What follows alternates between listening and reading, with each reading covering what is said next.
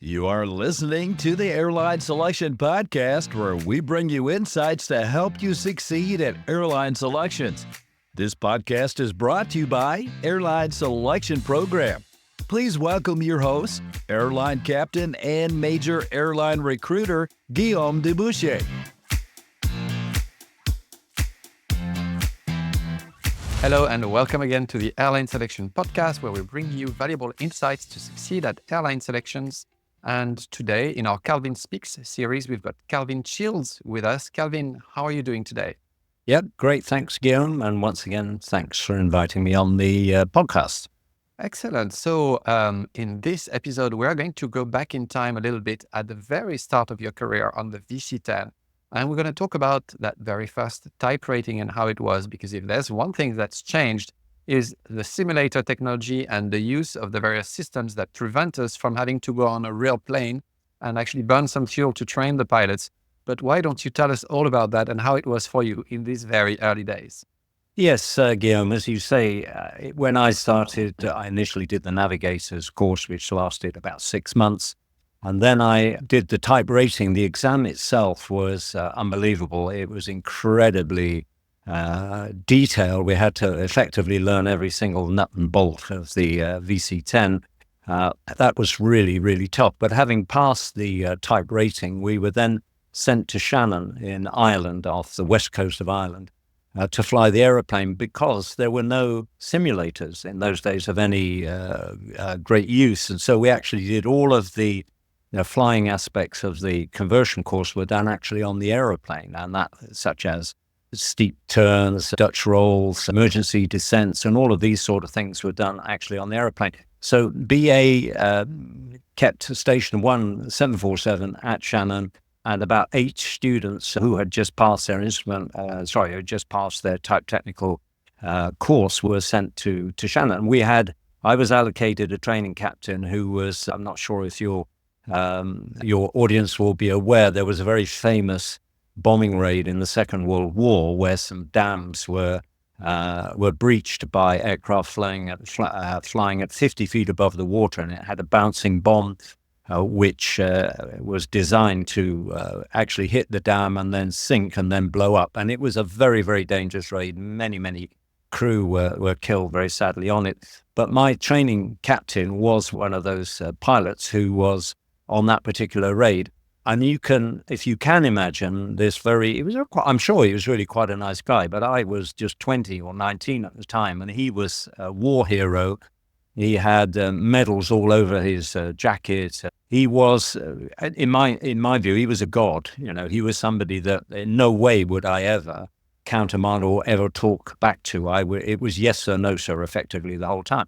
So we were based in a hotel, which was very close to the airport, for 2 weeks.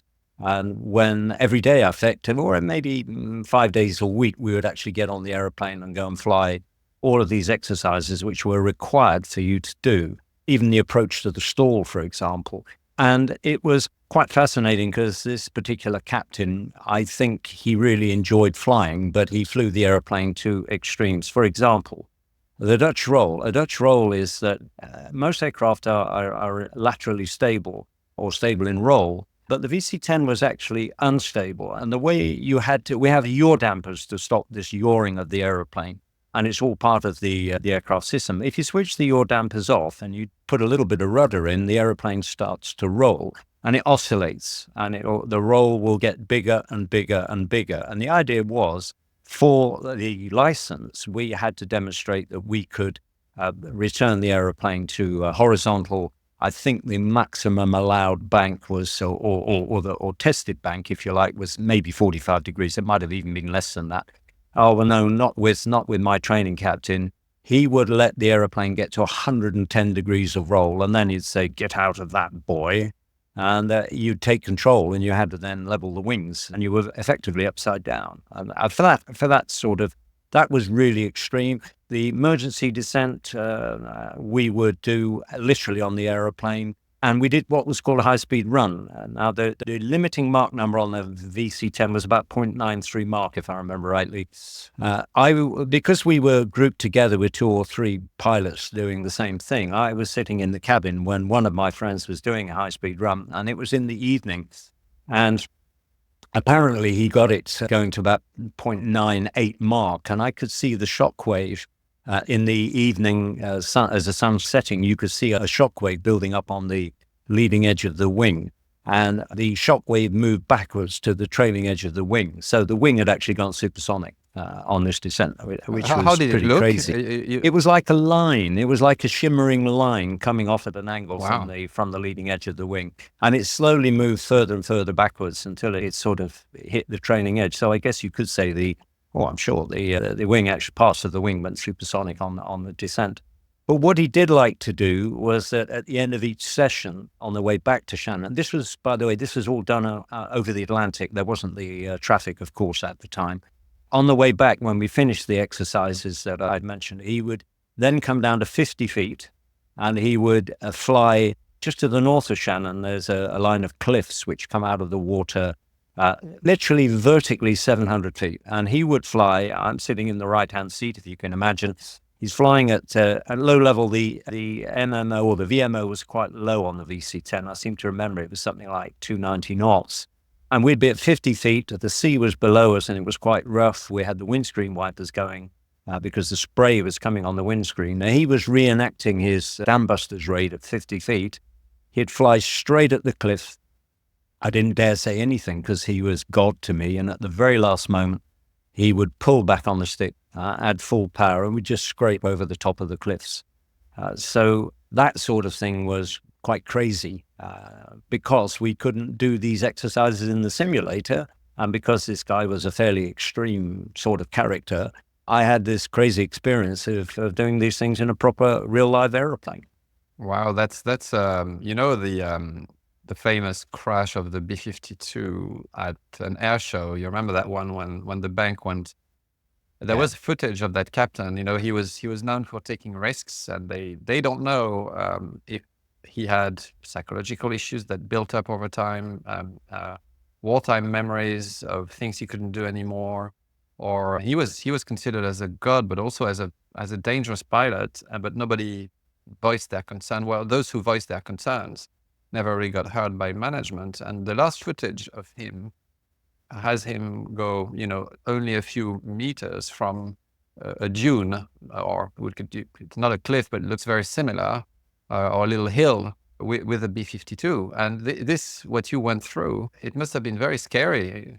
I mean, for the B-52 pilot there, the B-52 captain, some people are still querying today whether it was a suicide attempt, actually, when he did his very last display. Well, I think for me at the time I was 19 years old, I had no experience. I basically had flown very small airplanes, and then suddenly I'm on this airplane that had a takeoff weight of 159 tons with this incredibly experienced hero in the left-hand seat.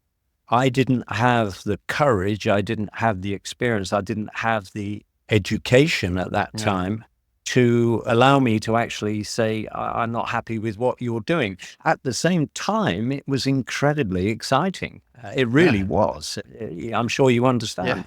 Yeah. For example, for example, the emergency descent, if you do an emergency or a rapid descent due to a rapid depressurization, it's probably best to put a little bit of bank on as you start descending. Otherwise, you're going to get negative G. Well, not with him. You had to push the nose fully over. So if you were in the cabin, you'd go flying up and hit your head on the ceiling. It was also interesting. There was also an engineer, a training engineer, because of course it was a 3-man crew, who was on the flight as well. And on one occasion, when they were coming into Shannon, there was indication that the gear was not locked down. And so the engineer went down into the electronics bay, which on the VC-10 had a door that opened inwards. And he got a couple of the students to sit on his ankle as he looked backwards with his head out in the airflow, looking to see if the gear was down. And I guess they were doing 200 knots or something like this. And he had half of his body sticking out of the airplane looking at the undercarriage. Oh, wow. Really? Yeah, wow. That's absolutely. incredible. Yeah, Oh, and by I the never way, realized in an emergency descent that actually, you see, I've got quite a few years of flying. I never realized that you'd have negative G.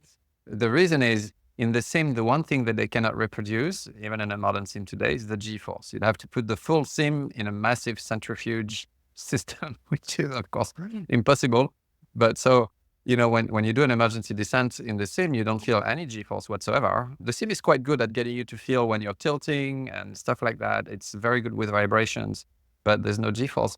I never thought of that, actually, because, we're talking about the SG accident. And indeed, if there is a negative G-force, people who are not strapped in will hit their head on the ceiling. Indeed. Wow. Yeah, that's also interesting. I've just suddenly realized after 50 years of flying that I have always taught to put bank on when you start the emergency descent. Although it's not taught in any books, I learned it from this guy, I suppose, and I've always applied it ever since. How strange. I never thought of that. So there you go. I've learned something from experience from somebody else. So yes, it was a really interesting 2 weeks, I must say. The other thing I will say, just briefly on the same subject, that the other side of the cliffs of Moher, it goes quite steeply into a very broad valley. Now, there wasn't just one training captain at Shannon, we had two. So sometimes we had a day off, and what we would do is we would go up to the cliffs of Moher because it was a really stunning sight. But what sometimes happened is that the other training captain, who was also a wartime pilot, he would fly down the valley, which was, you could see the top of the aeroplane in the valley on the other side of the cliffs from the top of the cliffs itself. It was crazy. This was pre-GPWS. This was pre-flight recorders. Basically, training captains could do whatever they wanted. There was no trace. Yeah. Exactly, yeah. Yeah. I mean, today you would do this indeed. For those who don't know what the GPWS is, it's ground proximity warning system. It would warn you that you are approaching, that the rate of closure that you have compared to an obstacle is reaching an envelope that becomes gradually less and less acceptable, to the point where it's asking you to pull up and screaming at you to pull up the airplane, which would, of course, make the cliff maneuver not so comfortable on your ears, I guess. Absolutely. Absolutely. Indeed. It's fascinating with the stuff you've seen, like, oh my God, like all these experiences. And I'm so happy that you share these with us today and on this podcast. And so what was the state of the simulators then? Because you did mention the link, D-Link, or which one it was, the link machine that you were using for selections. Was there a simulator for the VC-10 at all? No, there wasn't. Well, there was, but there wasn't one at that particular time. But very shortly after, they decided, we didn't have the technology then. We had a fixed base one, which was basically just a cockpit procedures trainer more than anything. And the levers didn't work and so on. But what they then decided to do was, or the management or the training department, they actually commissioned a simulator, which included a 3D model on a wall, which was probably 6 meters by about 3 meters. It was a very detailed model of an airfield with little houses and little churches and hedges and things like this. And there was a very small camera that followed the movement of the joystick so that you flew the approach, and it was black and white, and you would see these little buildings and things moving. So it was like a 3D map being projected on the screen in the simulator itself. So it was open to much fanfare because it was state-of-the-art technology. Can you imagine a wall, horizontally mounted wall with a model like that was high-tech at the time? And of course, they had a bit of fun with the press because the aeroplane was taxiing. It was all very blurred because, of course, it was not very high-definition camera in those days, and it was taxiing on the taxiway, and they were cleared number 2 for takeoff. And as they turned round towards the runway, there was this huge, monstrous beetle that they had, dead beetle that they'd stuck on the taxiway, and they were told they were number 2 for takeoff, which caused a lot of hilarity. There was an insect that was moving on the actual wall. Was that it? No, sorry, I beg your pardon, I didn't explain it. They had got a dead beetle, and they had put it they'd stuck it on the taxiway just before the takeoff point. And when he turned around to line up, there was this big beetle, which was number 2. Of course, it was magnified hugely because the camera was magnified maybe by 10 or something like that. So it was all a bit of fun, but it was really bad. Was all this at Cranebank already? Yeah. It was a crane bank, yeah. Crane bank. But The crane then- bank, just so you know, is the place where all the Oh. simulators and the training, the swimming pool for the safety equipment and procedure testing and training that happens for the cabin crew and for the pilots, and where all the simulators today, which are hydraulic or electric, that are there. But so this was in those same buildings, I guess, for training as well. Yes, And yes. you had this big Yeah, wall, and so you had a cockpit, but I guess there was no hydraulics. Nothing was moving it. No, it was, if I remember rightly, it was a fixed base. Basically, the image moved, the visual moved. There was a bit of a problem because, for example, a hedge was made from something called a pipe cleaner, which is like a bit of cloth on a wire, and they were stuck down to the ground. And the heat had to have very, very powerful lights to make it work properly. And you might be flying the approach to land, and suddenly you see a hedge which has come unstuck, rising to 1,000 feet, on the approach. Okay. So it was all it was a toy, really, in many ways. Really, the best, I suppose, the most realistic simulators were on the 747-100. Now, the visual on that was really very, very basic. It was just a series of little, effectively orange dots. There was no daylight. It was just nighttime with a series of dots to try and represent the runway and taxiways. They were all the same color. There were no colors on it. It was orange. But then this one was hydraulic. The sim was actually moving. Yes, this, of course, we're now getting onto full flight simulators where the aeroplane, the simulator would be, I guess, something like as much as 10 meters above the floor. And so it could move around to simulate in 3 axes to simulate the movement of the aeroplane. And as you mentioned, for example, you did have limited simulation of G. And the way they would do that, of course, is that if you're accelerating down the runway, they would tilt the simulator up. Yeah. So you felt the pressure on your back. Yes. And that was very basic, but they couldn't simulate negative G, as you rightly say. So it was much, much more realistic, but again, still pretty basic by today's standards. So what could you? So when did that level of simulator that was actually on jacks? When did that happen? When did that come? That's a very good question. I'm not sure. It certainly wasn't on the VC-10, but it was probably introduced. I wasn't on the 7.4 until 75. I'm guessing it was probably introduced immediately with the 7.4 when it came in the early 70s. It was there when I did my first conversion course. Okay. Yeah, just for the audience who don't know, these simulators actually certainly today, if you've already had one type rating, one CS25 type rating, so an Airbus or Boeing 737 type rating, for instance, or any other aircraft that's bigger than that, you don't need to do your 6 circuits anymore on the plane. You do them all in the sim in something's called a ZFTT, Zero Flight Time Training. So you do your landings in the sim, which tells you how much the regulator is confident that these Cat D simulators, these really advanced simulators, actually replicate the feel of the real airplane. So in those days, though, you still had to do your circuits on the plane, I'm sure, right? Up to a certain Yes, you point. did. Absolutely. The zero flight time training really, I guess, came in about 10 years before I retired from BA. Of course, what you rightly say, you had to have a Cat D simulator, which effectively means it's extremely accurate. Also, the airfield, you could only use 1 or 2 airfields, which had to be also certified as being realistic enough to be able to use for circuit work. Otherwise, before that, you did all of your circuits literally in the airplane. And strangely enough, when I was with Singapore Airlines has a cadet school. And the cadets would go straight on the 7.4 with 220 hours or whatever it was.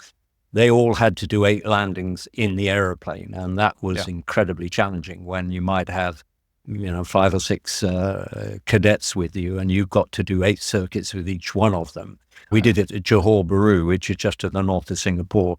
That really did concentrate the mind. That really did. That was extremely interesting. And I would think that even though you probably burnt around 200 or 300 tons of fuel for the whole day. Yeah, we It's probably maybe it's that's very costly. 10 tons an hour. So maybe not quite as much as that, but yes, a lot.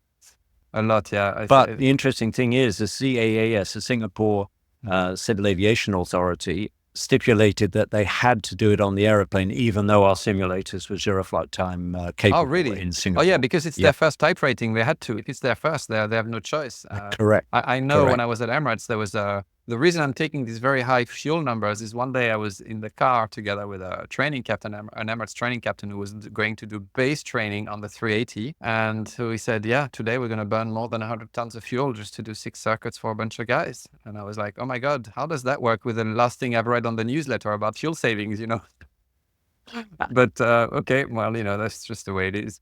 So when do you think the sim technology became good enough so that you could rehearse all of your procedures, all of your non-normal procedures in a live environment?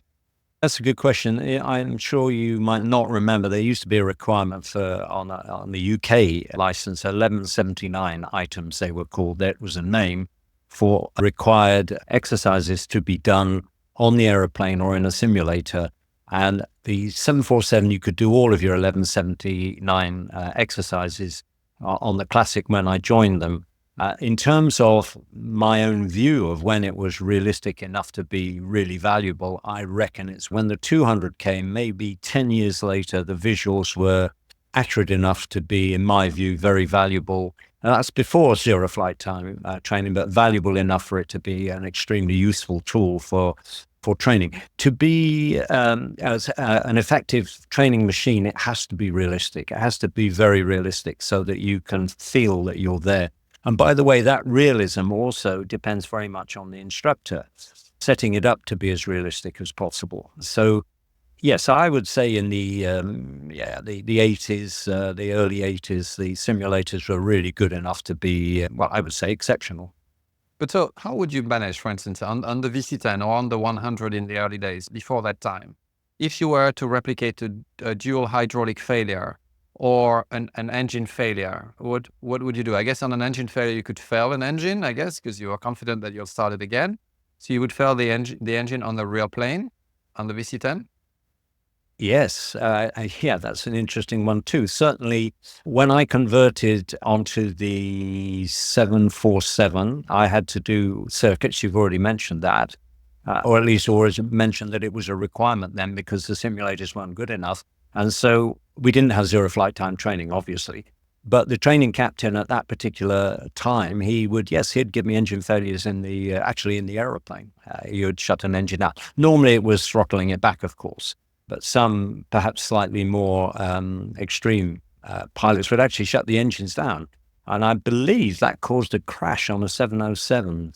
This has just suddenly come to me some years before when they shut an engine down on a training session and they weren't able to start it and they effectively crashed the aeroplane. I need to look that up to be completely sure about that.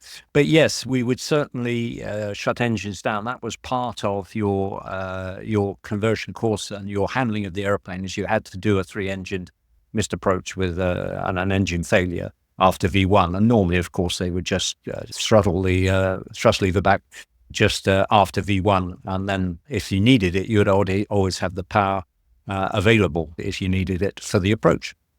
And so what of hydraulic systems, electrical systems? How? You'd never do that. We wouldn't fail hydraulic systems on the aeroplane. Engine failures you could easily simulate on the aeroplane for real. Hydraulic systems, that wasn't really done, to be honest. That had to be done in the simulator.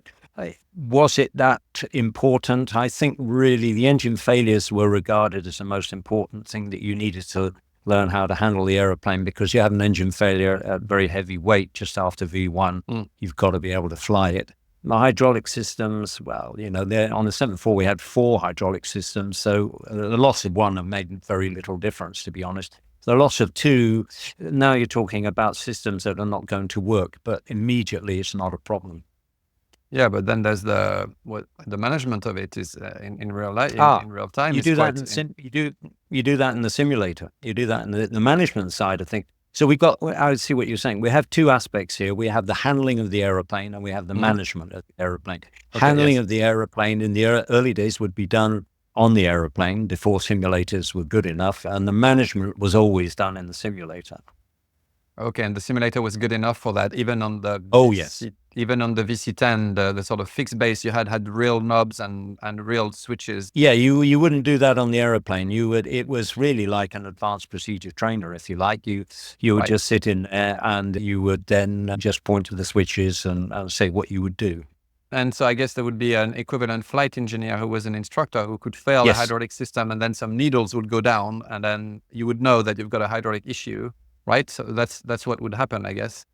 You've just So reminded me. Actually, yes, we would have a training engineer and a training training captain engineer. in the simulator. All of the dials worked. It wasn't just a cardboard.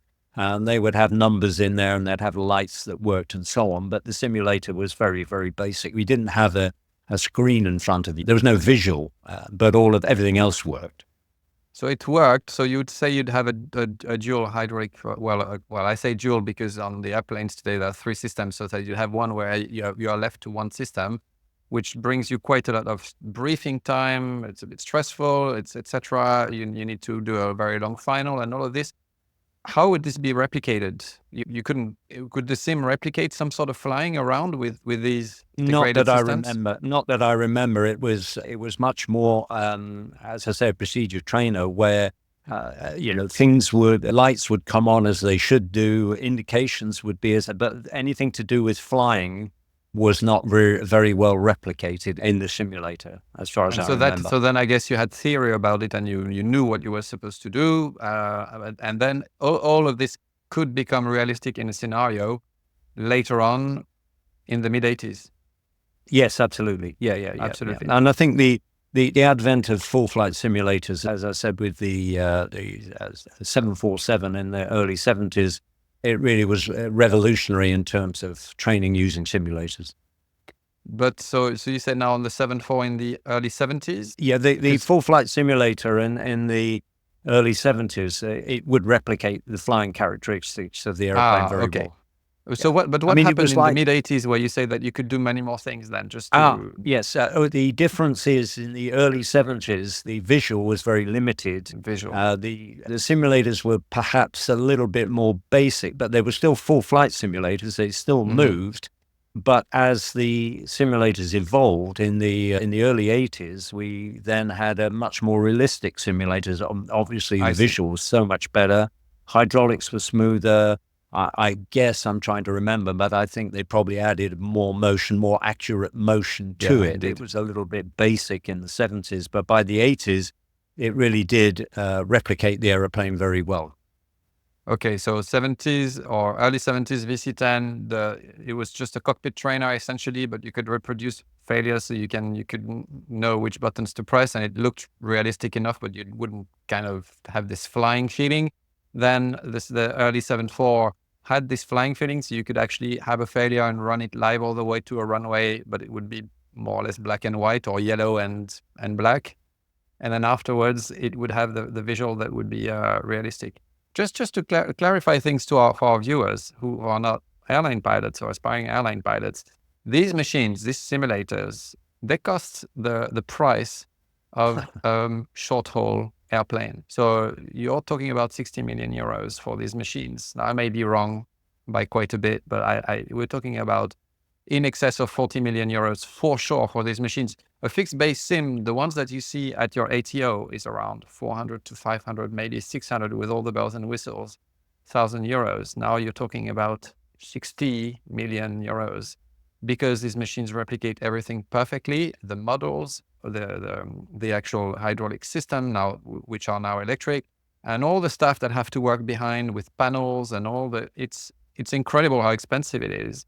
And that's roughly the price of an Airbus 320. Yeah, that's correct. But of course, think of the money it saves. Of course, exactly. There's no fuel, and I assume the accountants have done the figures, and it's obviously a big cost saving by operating simulators. Also, it's much safer. Yeah, exactly. Because you were saying engine failures, I don't quite realize, but so if you do an engine failure at V1, they would actually throttle down the engine at V1 on the VC-10 in the real plane, on the real plane. Yeah. And I used to do that. I also used to do that in the early days as a TRI. You could, if I was doing base training with anybody, we were supposed to do that. Fantastic, Calvin. Well, is there anything you want to add on this episode, which was fascinating once again?